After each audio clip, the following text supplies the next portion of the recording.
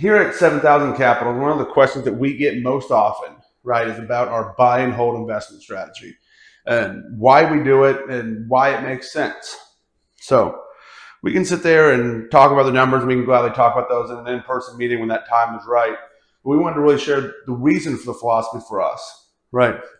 So 7,000 Capital, we come from an old farming family. There's multiple century farms or farms that our family has held for over 100 years in our family, right? It's what our ancestors did when they came across on a boat from Ireland and Scotland is they went to the railroad and they went to farm, right? There's a lot of beauty in that story that I'd love to tell you sometime, but we've been in that same place. So my family from across the boat when they came over is still living and farming on that same land, right? Someday I hope I get that opportunity to live on that land as well. But it's been a hold for hundreds of years, right? And that's really where we got to our philosophy in the real estate spaces. Our sect has branched off a little bit more into real estate than farming. When we looked at it, it's the same cold philosophy. You're going to pry this farmland from my cold, dead hands. You're going to pry this asset away from me only when I'm dead and gone and my kids don't want it, right? It isn't going to happen, right? And that's why when we look at our apartment investing, we look for cash flowing, stable apartments, right, that can weather the storms, that have upside for us to do some of the stuff we do. But we want something that we can hold, right, for long term. It's not just 6 months, not 3 years, not 5 months.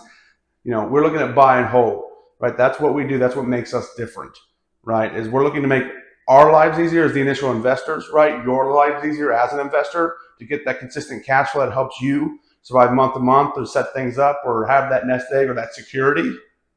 But also it's the same approach for the farmer, right? The farmer buys the land and he knows that he may never be profitable or he's going to have good years and bad years, but he's trying to get that land paid off for his kids, for his son, for his daughter, so that they have an opportunity for every ear of bushel or every ear or bushel of corn they grow, that they're going to be more profitable and more successful than he was, right? Or she. And that's the same approach we'll take with apartments. It's, we're going to make money for ourselves. We're going to make money for you, right? That's all going to be part of the project. But what we're trying to do is make it to where when it's your time to step away, when you're no longer the one that's farming the fields, right, taking care of your family, that next generation, your kids, your grandkids, have an opportunity to step up compared to everybody else they're going to be competing against in the real world. But they're going to have this consistent cash flow, where it might help them pay for school, or might help cover the medical costs for their kids. Right, that is the beauty of this investing for us. We can talk about the returns and how they can outcompete the stock market and do all those beautiful things. But what we look at is it's what the land can provide us.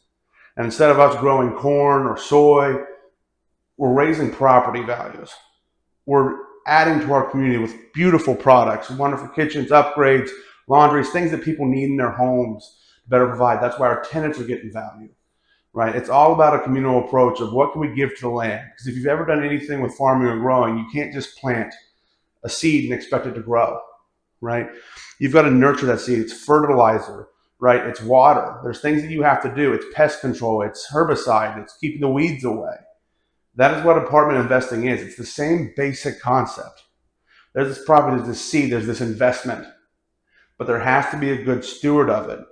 And the best investments are the ones that can continue to pay out year over year over year, right?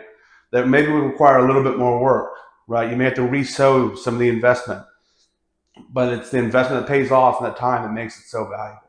That's the way we look at this. We're looking for those repeat perpetual investments, that land that can every year make us more money, these real estate investments, these apartment buildings that can make us more money. That is our viewpoint. It's not complex. It's not crazy. We do know the numbers. We can run the complicated numbers past you so you understand it. But we're simple folk, right? It's cash in, cash out. What am I making? What can I set myself up for? What debt are we paying down? Thank you.